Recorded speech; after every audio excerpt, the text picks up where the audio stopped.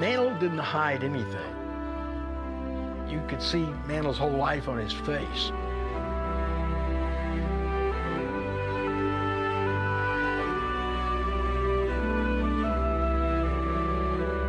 The fair-haired kid playing baseball for the most storied franchise in the history of sports. He was perfect. For that time period, he was the perfect fit.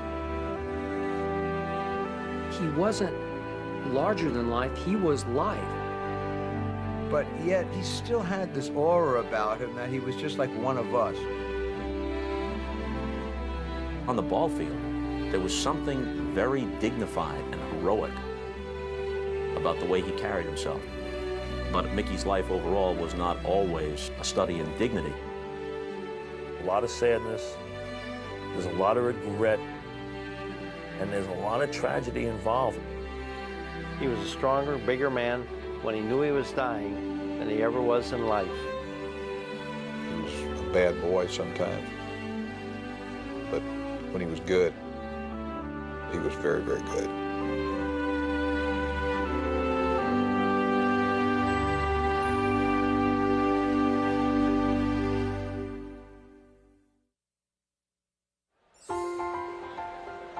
There was something dramatic about him coming out of the on-deck circle and walking toward home plate. There he was. Oh, gosh. No matter what you were doing, you automatically, your eyes went right to him. You hear this rumble through the stadium. And then the fury. He put his soul into every swing. All the muscles and the straining in his neck. He said, I put everything into my swing, including my teeth. One of the things about Mickey was always that potential, you know. You never quite knew. Something great was about to happen. It just exploded off the bat. Ooh, wow. Oh, God. It was going up. Holy cow. Up. Get out of here. Up. Get out of here. It looked like somebody had taken a gun and just shot a bullet right at the facade. Look where he hit the damn ball. I could close my eyes and see the arrows showing the trajectory. 374, 118, how high it was, where it hit, and how far it would have gone. They would bring in these scientists, rocket scientists, and say, well, if it would have cleared the stadium, That ball could have gone 700 feet. maybe hit an alien on Mars, and they'd have some cartoon, some, extraterrestrial going, hey, where did this come from? There was something about Mantle that screamed out, the natural. He's a God-made ball player. It stirs the imagination.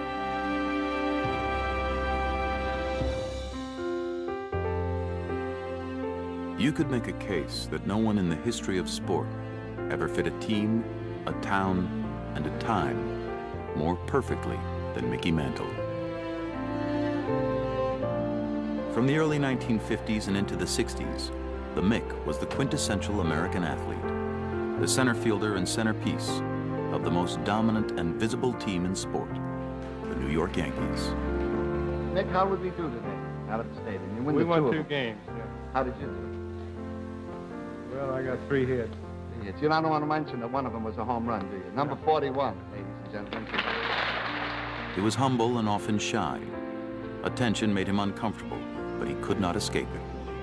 For a generation of adoring fans, everything Mickey Mantle did mattered.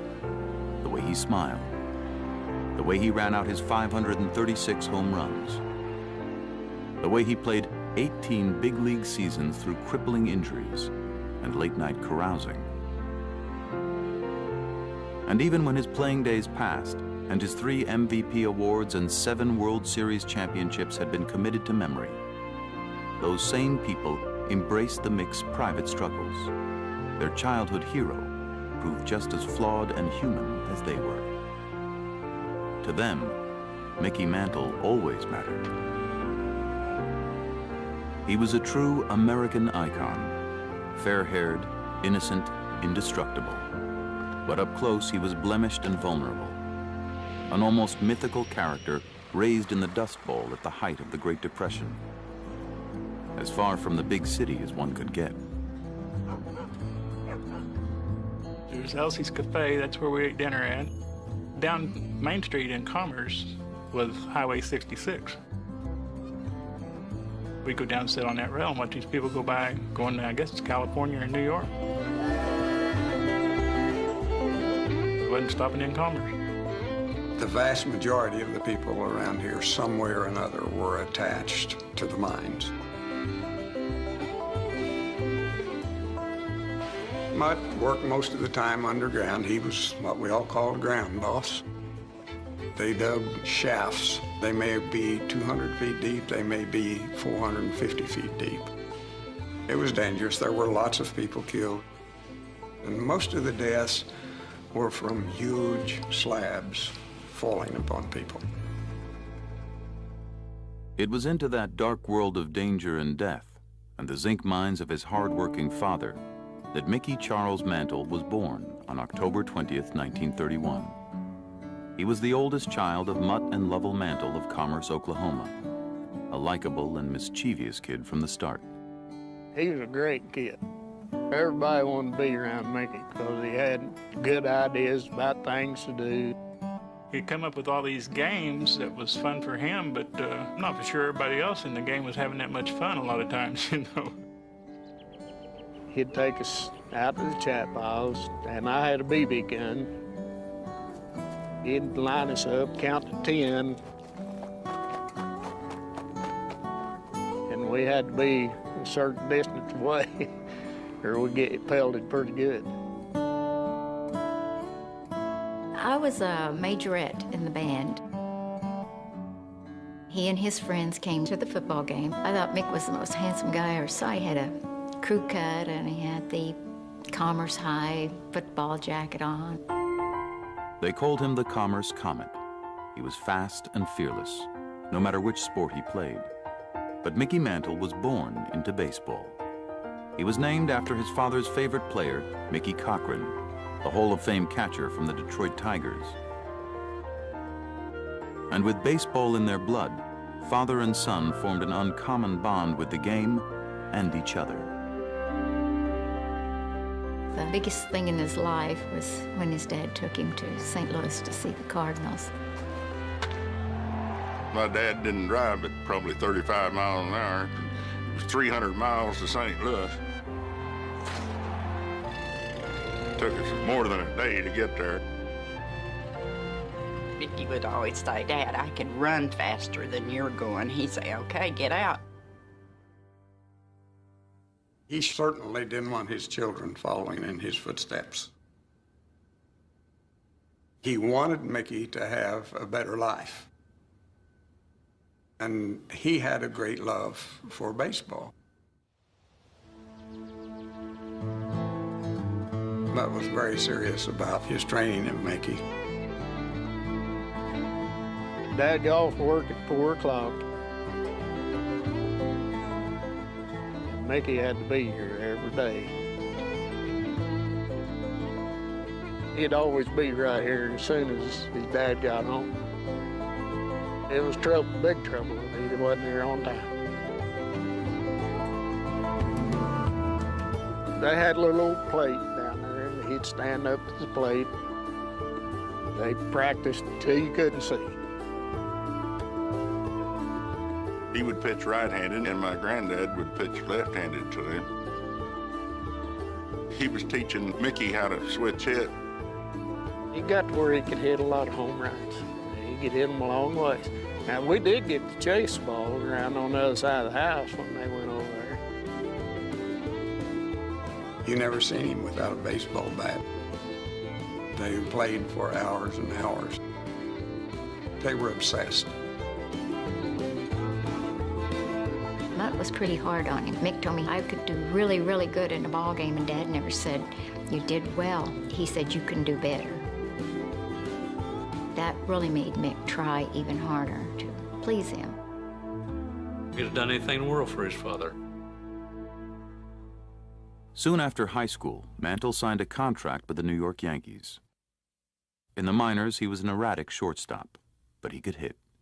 In his second year at Joplin, Missouri, Mantle led the Class C Western Association, batting .383 with 26 homers and 136 runs batted in. He was proving to be quite a bargain. Tom Greenwood was really the only scout he talked with. He said, I'll give you a Yankee contract and $1,100. That's what Mickey got for signing, $1,100.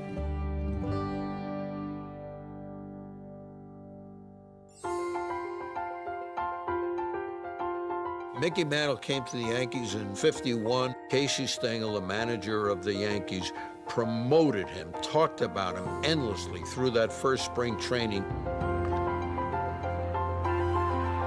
There was a tremendous dynamism about Mantle.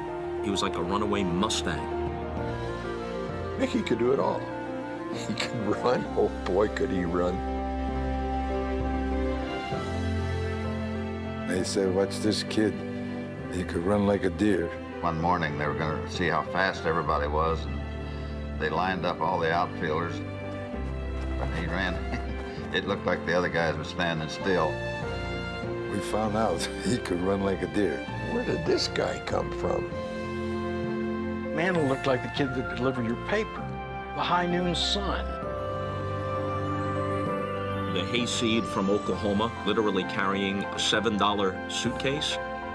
He's the caricature of the bumpkin looking up at the skyscrapers, and the head keeps going up and up.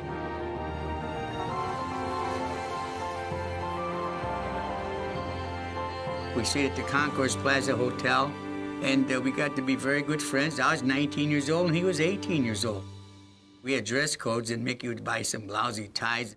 We ate a lot of hot dogs and cheeseburgers or pizza. We didn't know what the hell to do. It wasn't just off the field that Mantle had trouble.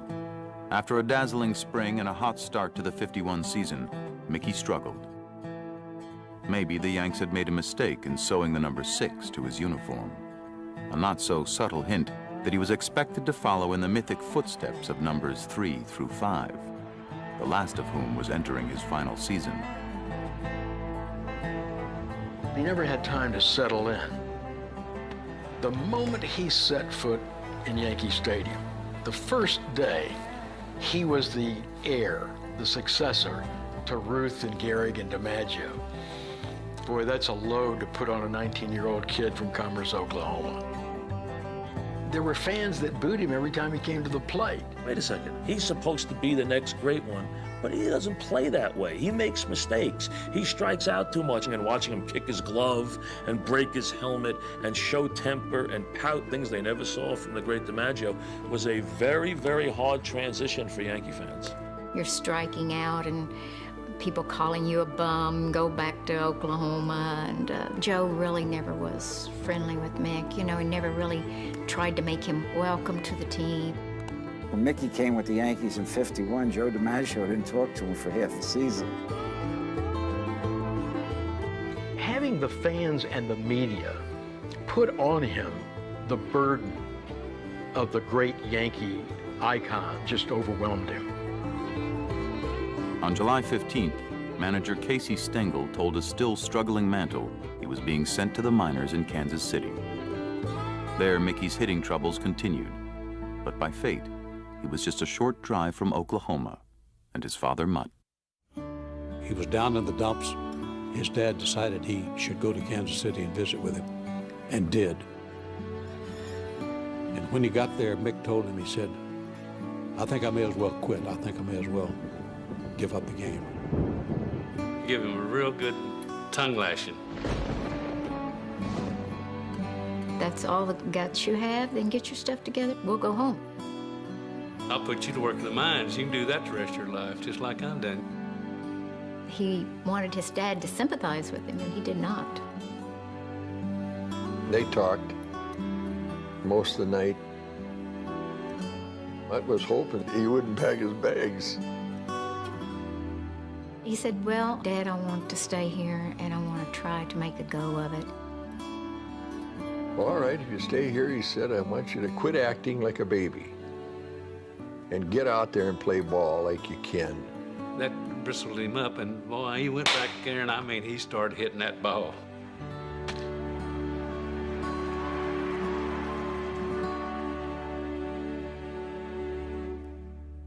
It wasn't long after he returned to the team in August 1951 with the less daunting number 7 on his back, that New York's love affair with Mickey Mantle began. In his first 14 seasons, the Yanks went to 12 World Series, winning 7. A powerful switch hitter with blinding speed, Mantle was at his best in the mid-50s. In 1956, he won the first of his consecutive MVP awards, as well as the Triple Crown. At a time when television brought baseball into the living room, Mantle was a star of stars. The magnificent Mickey, just 20 years old.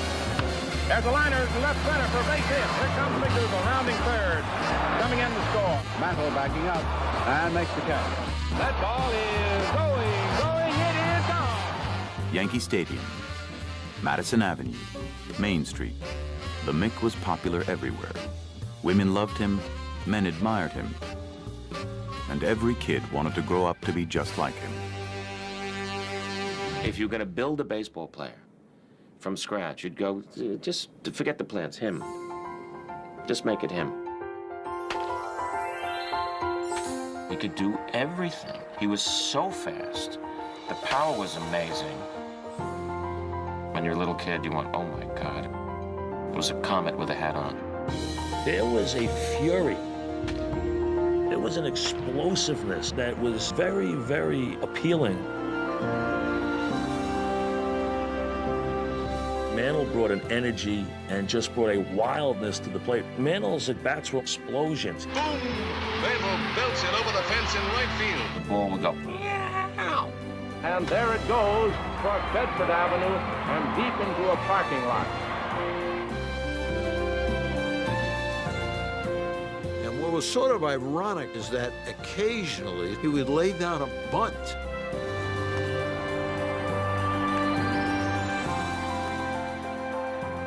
Mantle's speed was part of what Mantle was.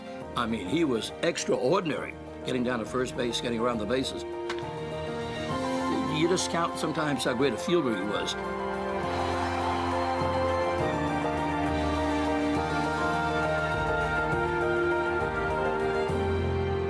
Mickey outran the ball. He was that fast. I think that this year I'd rather lead the league in runs batted in, home runs, and hitting. And that's my goal for this year.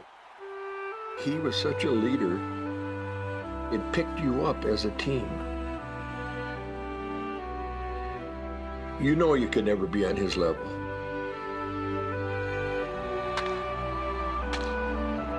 But buddy, I'm gonna tell you one thing, you tried. You broke your fanny trying to equal him. He was one of those players who wasn't just good. It made you feel good to just watch him. There's talent, but then there's just his raw presence.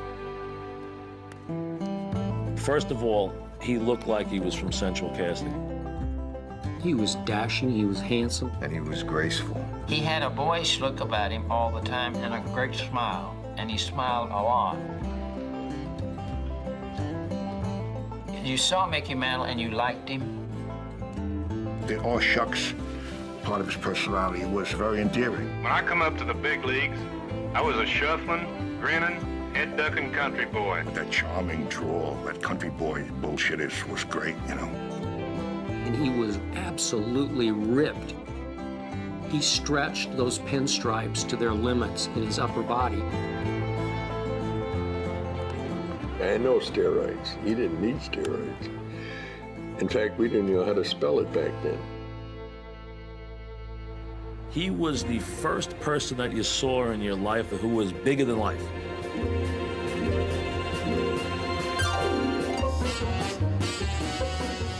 Mantle and Wheaties, there's still a team. Hey, hey, hey! He's on his way. He'd be on everything. He'd be here, he'd be there. Get on your way. He was so big, he actually did an ad for cigarettes and also for not smoking. So he did one for smoking and one for not smoking. Must have been a couple of $100 here or there. I'll do it. Now, tough words from perhaps the finest baseball player the world has ever known, Mickey Mantle. I want my maple. I want my maple. Mickey called me up a couple of weeks after the commercial was running. George, what a pain in the ass. I said, what's the matter? Wherever I go, the kids are yelling at me, I want my maple, I want my maple, I want my maple. Everybody wanted to be connected to him, to be a part of him. It was absolute myopic hero worship.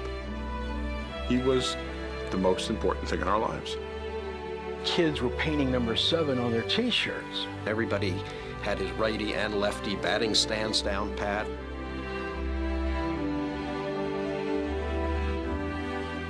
We all tried to run like Mickey. It looked like he was a piston. His arms went up and down instead of this way. We limped like Mickey limped. I used to fake knee injuries when I was a kid. I learned how to long divide so I could know his batting average because I wanted to know what he was hitting when I went to bed. I wrote a poem about him when I was like 10 or 11 or something. From a pinstripe shirt his arms do come. Like massive stone they appear to some.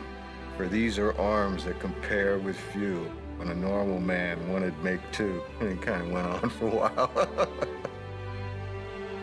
Even when he'd be out at first base, the way he would reach behind his helmet and scoop off his batting helmet from the rear and toss it to the bat boy. So elegant. Nobody could do it like the Mick. Even the name, Mickey Mantle, just flows. When people said that name over and over again, Mickey Mantle. Mickey Mantle. Mickey Mantle. Mickey Mantle. Mickey Mantle. Mickey Mantle. Mickey Mantle. Mickey Mantle. Let's go and watch Mickey Mantle. I'm just glad his name wasn't Cy Schwartzstein. When you say Mickey Mantle, you're saying baseball.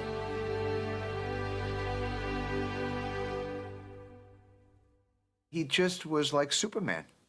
But the truth is, he was just a regular guy.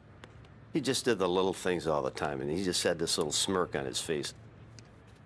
We were getting ready to go out, and Mickey had just combed his hair, and he looked at the mirror, and he goes, "Boy, you're handsome," he said. You know, because he knew I walked in the room, and it was going to get a laugh from me. He had a tremendous sense of humor.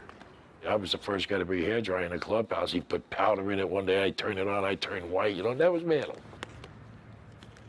He didn't want to be a hero. He just wanted to be Mickey and one of the guys. Try as he might, it was impossible for Mickey Mantle to be just one of anything, let alone one of the guys. His God-given ability and almost accidental charm set him apart. He was a baseball star who eventually became as comfortable and dynamic off the field as he was on it.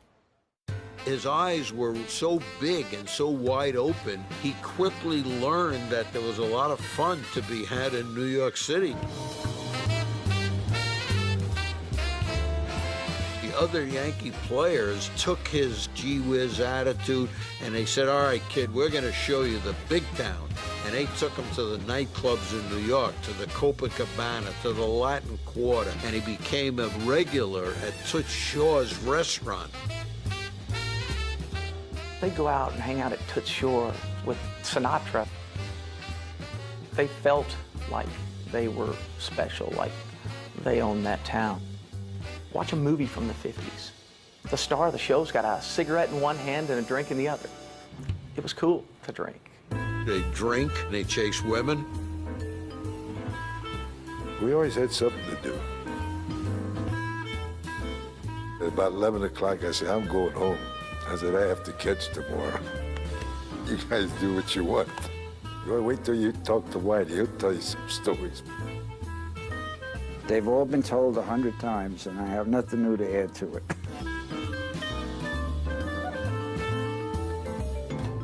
Beer was in the clubhouse. Bottles of beer all over the place, so he'd have 2 or 3 just to replenish his fluids. Well, he's already got a buzz on. He said, "Well, I was drunk before I left the ballpark. Then I go out and have a couple of drinks and dinner. Now I'm really plastered." They wanted me to stabilize him. Well, there wasn't much I could do with him. We knew there were nights that he was out. He'd walk in the clubhouse, and Hank Bauer and I would say, "Oh, God," because we could check his eyes that we probably had a bad night, which some of us did in the old days. One night we were in New Jersey with Yogi Berra and his wife. Mick was really having fun. And as we drove out of the parking lot, Yogi screams, "Merlin, I wouldn't ride with him." And about 2 blocks down the street, Mick hits a telephone pole. And I had a concussion because I hit the windshield. I could have been killed. Along the way, it got out of control. Yeah. And of course, Mick had a lot of time to spend in New York by himself because I wasn't there. Merlin Johnson and Mickey Mantle were childhood sweethearts who married soon after Mickey's rookie season of 1951. 2 years later, when Mickey Jr. was born, the family bought a home in Dallas. Merlin settled there, while Mickey spent most of his time in New York. As the years passed and the family grew, Mickey continued to drift away, leaving Merlin with the responsibility of raising their 4 young sons. Mantle was a distant father, the baseball star who never grew up. Of course, the Yankees clubhouse of that era was just like Neverland, with Billy Martin as its Peter Pan. One of their teammates had a real beautiful girl in Cleveland. Dad and Mickey got home from the clubs, and so they had enough liquid courage in them. They decide they're going to climb around and peek in their teammate's window to see this beautiful girl. There's about a 2-foot ledge around the building. I believe they're on the 7th or 8th floor. They decide to climb out the window. Mickey's leading the way. They end up having to go all the way around a corner. Luck has it, the shades are drawn. "Oh, come on, Billy, let's go back," says Mick, and my father tells Mickey that he can't. There's no way he's going to be able to turn around and go back the other way. And they have to continue to walk all the way around the hotel to climb back in their window. Where Mickey was introverted, my father was extroverted. When they were just so close, they would become like brothers. Mickey got a great kick out of Billy's pugnacious personality, and what you did when you were a friend of Billy Martin was go out and drink and raise hell. When I was a kid, I didn't really know what to make of it. I just thought it was funny. They would have fights at the Copacabana, and they would be partying, and then the next day they'd win 17-0.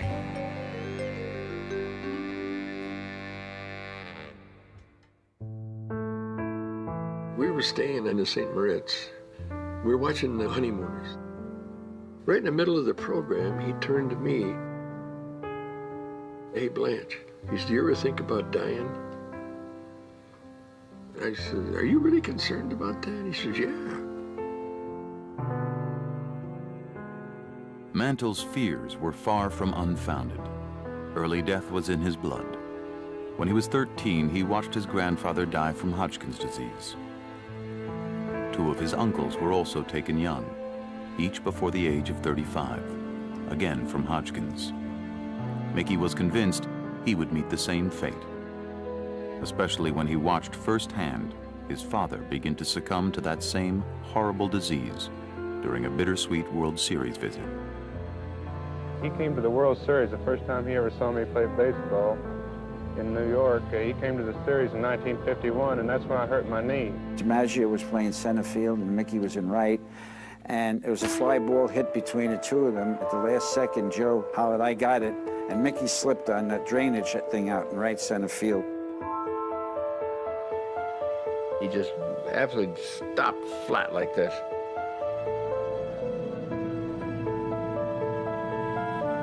I turned around and said, "My God, he's dead." Well, he was taking me to the hospital the next morning. When I got out of the cab, I couldn't walk, and I was leaning on him, and he just keeled over. And that's the first time I had known he was sick. Mantle watched the rest of his first World Series in a hospital room, out with torn cartilage in his knee. In the bed next to him was his dad, who over the next 6 months deteriorated at the hands of the Mantle family curse. His dad could not lay down. He could not sit down. It's excruciating pain. It was sad. He didn't last too long after that. He passed away the next May after that World Series. When my dad died, he said, "Well, it might be a little rough, but we'll make it."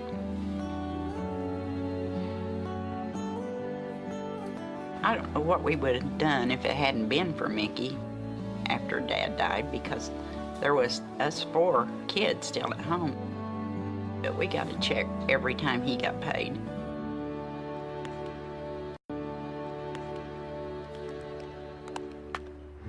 Mick lived with that. I mean, he was terrified of getting Hodgkin's disease.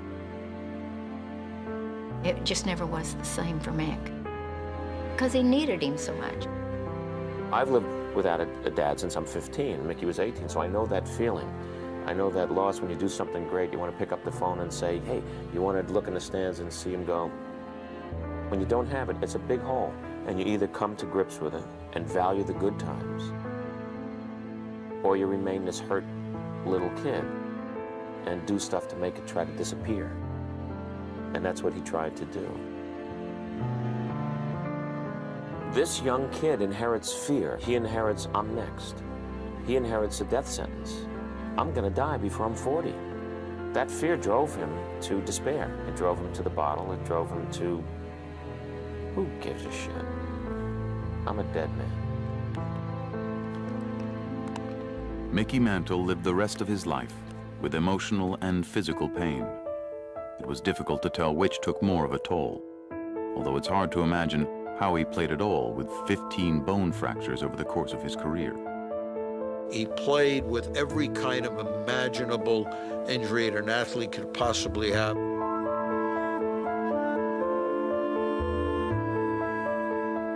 He was playing center field. He couldn't raise up his arm, but nobody knew it except the trainer and the ball players. If you know Mantle, he was going to play if he could walk on one leg. And I don't know how he could do it, but he was hurt all the time. Despite his injuries in the early 1960s, Mickey Mantle was still a great player on a great team. The Yanks were in the World Series each year from 1960 to 1964, and won in 1961 and 62. In 61, he challenged Babe Ruth's single-season home run record. And in 62, he won his 3rd MVP award. In the 64 World Series, Mantle hit 3 homers, raising his total to a World Series record 18, including the winner in Game 3.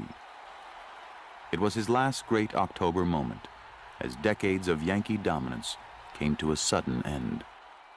Do you enjoy baseball any more now than when you first broke in? I enjoy it just as much. I get a bigger kick out of hitting home runs now, and it seemed like we'd win a lot more, and when we win a game now, it's a lot of fun.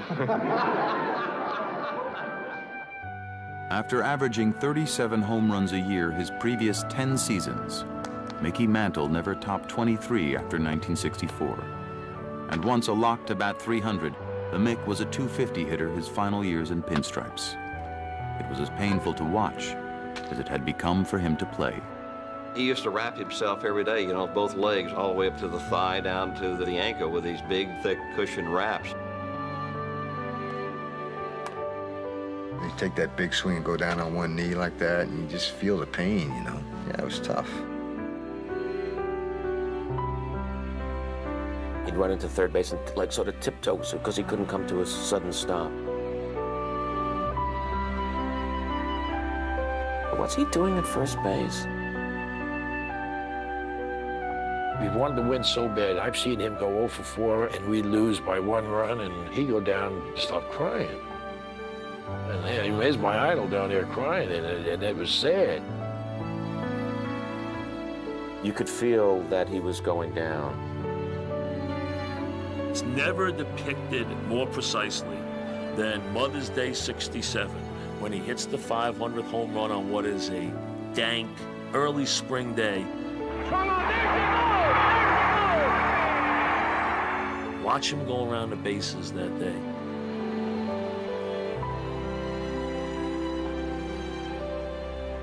Mickey, how long do you think you'll be playing? Well, I hope I can play another 2 or 3 years. I'd like to hit 600 home runs, and I need about 85 more, so that's why it will take a long time. Mantle never did come anywhere near hitting that 600th home run. During spring training in 1969, he announced his retirement, simply saying, "I can't play anymore. I have to quit." He tumbled to 237 in his final season. He lost his lifetime 300 average that year. That was his great regret, was hitting 298 lifetime. He says, I was a 300 hitter.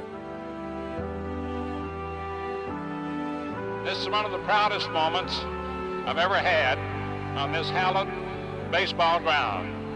The magnificent Yankee, the great number 7, Mickey Mantle.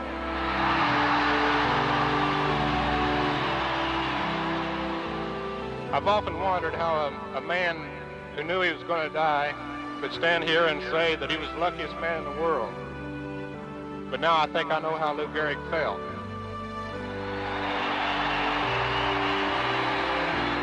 I'll never forget it. God bless you all, and thank you very much.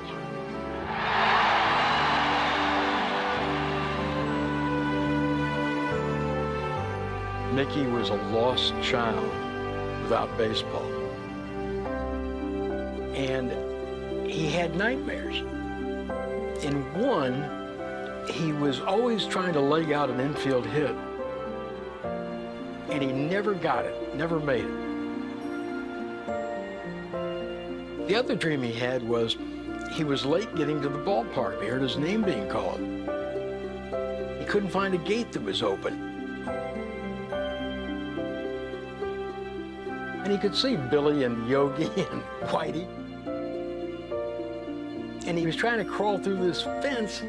He got caught at the hips and couldn't get through. Then he'd wake up.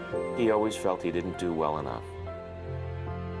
An image of his father just looking down saying, you screwed up, kid, you screwed up.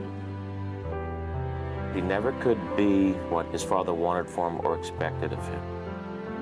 It just wasn't good enough. There was always a sadness, I thought, about him, a wistfulness about him. Any knowledgeable person who saw Mantle at his best would tell you that Mickey Mantle was one of the 10 best non-pitchers who ever breathed. But no matter how great he was, he felt he did not achieve all he should have achieved. He thought he truly had a chance to come close to being what Babe Ruth had been. He just felt like he had dissipated so much just off the field. Lack of sleep, too much carousing. Now, he's as much to blame for that as fate may be, but there was that might have been quality to Mantle. What might have been? What could I have been?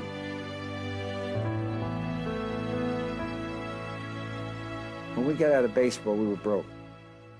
People would say, what are you going to do now that you're retired? And I said, go look for a job. Mickey, the same thing. He didn't have any money. I'm not a mental heavyweight, you know, and I was a little bit worried of how I was going to make money. He had several businesses. He tried to run a restaurant. He was in an employment business with Joe Namath. But none of them were satisfying emotionally, and none of them were businesses where he made a great deal of money. After his career ended in ball is when it really started getting bad. Because, I mean, a lot of his jobs, you know, after he retired were cocktail parties, banquets. People always expected him, hey, have a drink, you know, have a drink.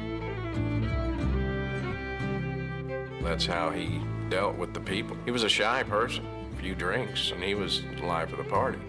Whitey, if we'd had a great tasting beer that was less filling in the old days, can you imagine where we'd be now? Yeah, the Beer Drinkers Hall of Fame. Over time, Mantle used the bottle to grow closer to the kids he once neglected. It was a desperate attempt to make up for lost time. He and the boys, who were now grown, had become drinking buddies. The alcohol actually helped us build a relationship that we'd never really had, because that's how we got together. He said that he felt it was kind of like having Whitey and Billy with him. It did build our relationship, and so we loved it. It was all fun and glory. Hey, where can we go next? What can we drink next? How much can we drink next? Looking back on it, that was not a way to get to know somebody, especially your father. We just felt like that's the only way we could get close to him. I never felt that we did have that connection as children. He couldn't come to our games because people would bother him. He would have to sit in the car and watch the games. Sometimes we wouldn't even know he was there. One time he took us to the Harlem Globetrotters. We were there 5 or 10 minutes and people just started hounding him and stuff, and we just had to get up and leave. When Dad was home, we would have backyard football games. You could see in my dad that he enjoyed it, but he didn't really know how to express himself as a father. And a lot of it was he was gone. We didn't know this guy that was this huge personality. It was a hard childhood because our mom raised us. I spent most of my life alone. They never had the company of their dad. They did not have the discipline. It got pretty difficult when they all began to be teenagers. I took my first drink at 13 or something. We did so much partying, it's not even funny. You know, I was doing drugs then, doing cocaine, drinking, and I was pretty out of it. We put ourselves in some very stupid and dangerous, idiotic situations. I was living with 5 active alcoholics. I was one crazy lady. I had 4 kids and Mick. He never felt at home anywhere, never felt comfortable anywhere after baseball because he was never in his element. He always felt like there were no strings attached. He treated himself like he was a free agent out there doing whatever he wanted to do. By the early 1980s, Mantle's life had become a mess. His family and marriage washed out in a drunken haze. Professionally, he was going nowhere. In 1983, he was briefly banned from baseball for taking a job at a casino in Atlantic City. He had no choice. He needed the money. Billy Martin. Did you get that trap shot? But he would soon find a new and profitable way to capitalize on his fame. Don't film the putt. This incredible memorabilia era began in which people would pay money for a Mickey Mantle shirt, for an autographed ball. He said, boy, if I had known that, I would have saved all my dirty jocks. But he did make a great deal of money, which really changed his life. I thought he was one of the funniest people I'd ever met. And I think that was one of the things that really attracted me to Mickey, was his sense of humor. In providing funds to young researchers, as well as the more established, the Deafness Research Foundation. Here these motherfuckers going down. One good thing about being deaf, you don't have to listen to that shit, right? During the memorabilia craze, Mickey hired Greer Johnson, a business manager, who helped organize his resurgent career. Mantle's autograph had become the most sought after in the industry. Johnson also became the new woman in his life. A life which had now become increasingly like his old one. Once again, Mickey Mantle found himself on center stage, dealing with the spotlight. In his playing days, Mantle could be difficult with his fans and the media. He was uncomfortable with the attention and struggled to understand it. As a middle-aged ex-ball player with no heroics left to provide, his incomprehension turned to resentment. We'd see people come up for an autograph, and I'm talking about 40, 45-year-old men. Oh, my God, that's Mickey. Grown men would cry. Literally, tears would come down their cheek when they would meet Mickey. I mean, it was almost like a revelation. It was almost like a religious experience to these people. And Mickey just, you know, he just didn't understand that. He never really understood why he was beloved. Why an adult male like me, I'd walk into a room, and if he were there, I sweat, and I follow him like I'm 6. He didn't aspire to that. He didn't pretend to be anything but a kid from Commerce, Oklahoma. Why did they love me so much? I just played bleeping baseball. He tried everything in his power to undo that. God damn. I don't give a shit about the hair. Let's get this over with, all right? Sorry. The hair. It may have been the liquor talking, but the hero his fans still worshipped had become a broken and bitter man. I walked up to Mickey Mantle and introduced myself. I'm probably one of the first kids in this country named after you, born in 1953. And Mickey Mantle was so drunk, he looked at me and he said, "You know what, kid, you know how many kids in this country are named after Mickey Mantle?" He said, "Go away, don't bother me." More than not, he was an unattractive drunk, and you winced when he acted boorishly or worse toward other people. You wanted to climb under the table. After 4 decades of abuse, Mantle realized he had hit bottom. In 1994, he finally reached out for help after admiring the courage of a close friend and a member of his family. I'd been drinking 17 years at this point, and so I took the initiative and checked myself into Betty Ford's. I didn't even tell anybody in my family that I was going. He was scared to death. He didn't want to admit he was an alcoholic. Nobody does. After I got back to Betty Ford Center, he started asking me questions about what it was like. And I knew eventually he was going to say to me, can you get me in? And that ultimately is what he said. You could see Mantle's whole life on his face. Mantle left the Betty Ford Clinic with a vow to stay sober. But his will was promptly tested when his son Billy, who had battled both Hodgkin's and drug abuse, died of a heart attack at 36. Soon after, Mantle went public with his guilt, his shame, and his lost opportunity. Because he was a public figure in a different way than the kind of cheap celebrity that's everywhere, he perceived some responsibility to tell his story. I had to write my dad, who's been dead since 1951, I had to write him a letter, things that I didn't do for him. I wasn't there for my kids like my dad was for me. And you talk about something that's hard to do, that's really hard. But I need to tell him I love him. It's tough to face. What do you have in life, ultimately? It's your family. He said once he wrote that letter to his dad, it made it easier for him to express himself to us. When you got to Betty Ford Clinic, you received more letters than anyone who's ever been. I really didn't realize until I started getting those letters what I did mean to some people. Let's hope you've got a lot of years left to continue to write chapters in your life. What do you hope for? I hope the people at the end will say, he turned out all right. I'm proud that I named my son Mickey. That would be nice. That was the beginning of his life, really.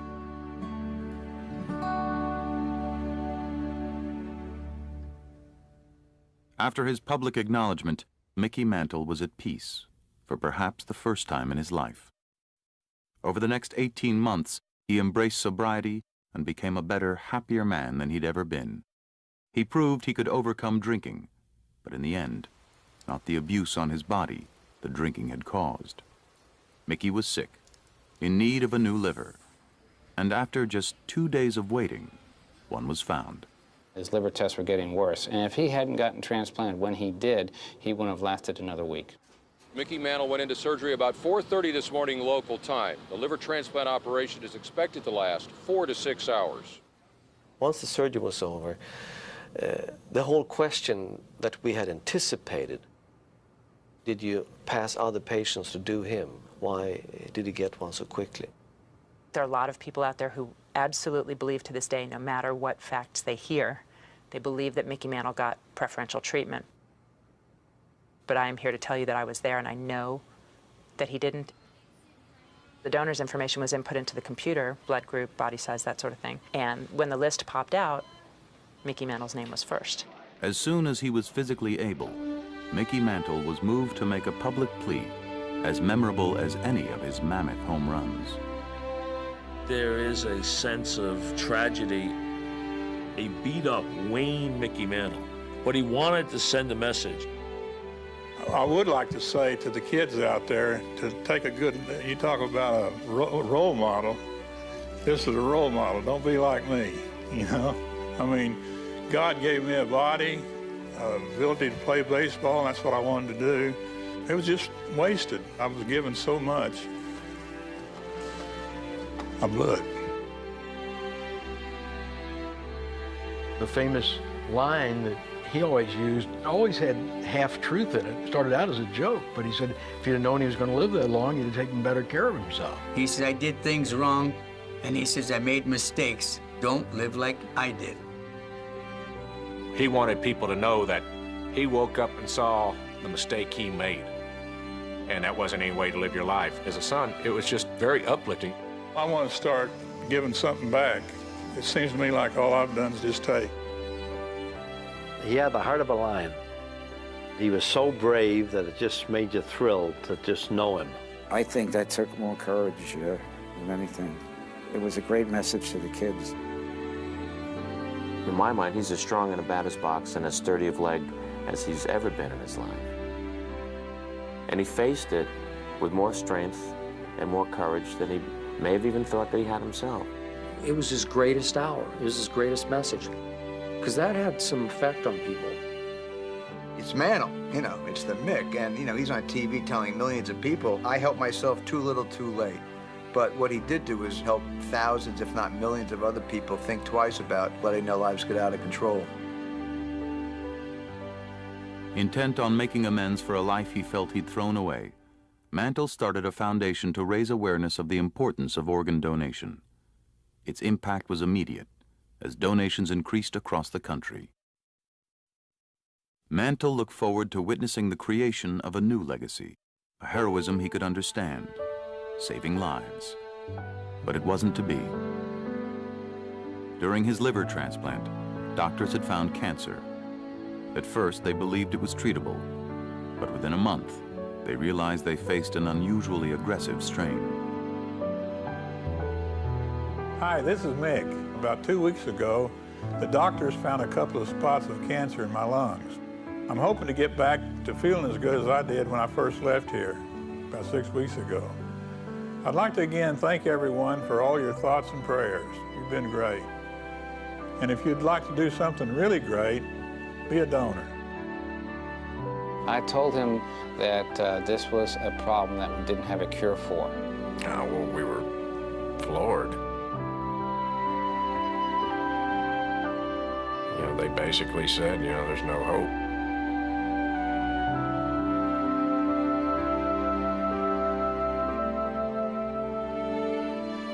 I wrote him a letter and told him pretty much how I felt and what he meant to me all those years.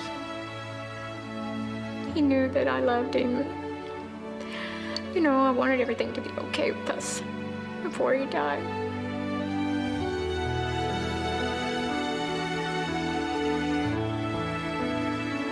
We had time to tell him we loved him, and a lot of people don't get that chance to tell someone they love that they love them. After the Mantle family's tearful goodbye, Mickey's sons reached out to their father's baseball family, the friends who Mickey loved, whose respect meant so much, his old Yankee teammates. On the eve of his death, August 13th, 1995, they rushed to Dallas to say goodbye to their friend, Mickey Mantle, a great teammate who mattered to them as much as he did to an entire generation.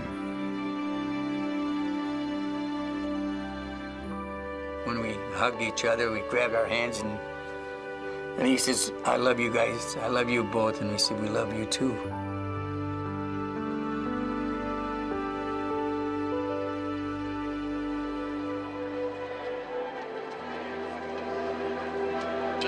Today is a sad day for the Yankee family and Yankee fans everywhere. Today we have lost one of our own, one of the greatest ball players in the history of baseball. Please join now in a few moments of silent prayer as we all remember Mickey Mantle.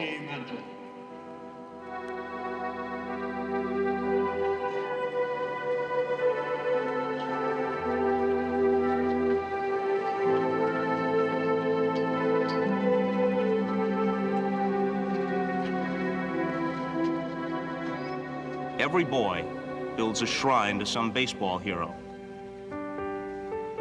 And before that shrine, a candle always burns. For a huge portion of my generation, Mickey Mantle was that baseball hero. I felt that my childhood had finally ended, and I was in my 40s. It's been said that the truth is never pure and rarely simple. He was that humble kid that dealt with struggles. And then in the end, took another one deep. Died a hero.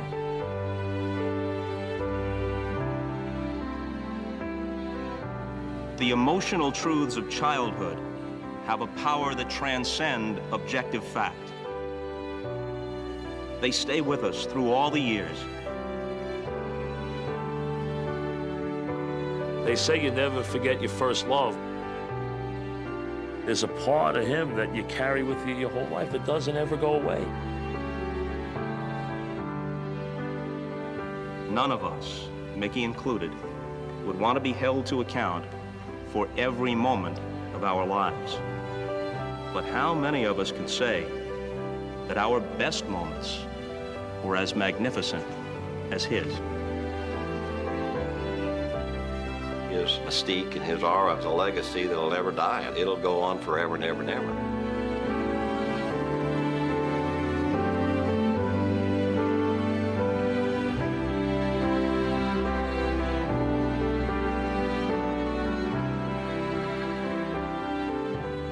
I just hope God has a place for him where he can run again and smile that boyish smile. 'Cause God knows no one's perfect. God knows there's something special about heroes.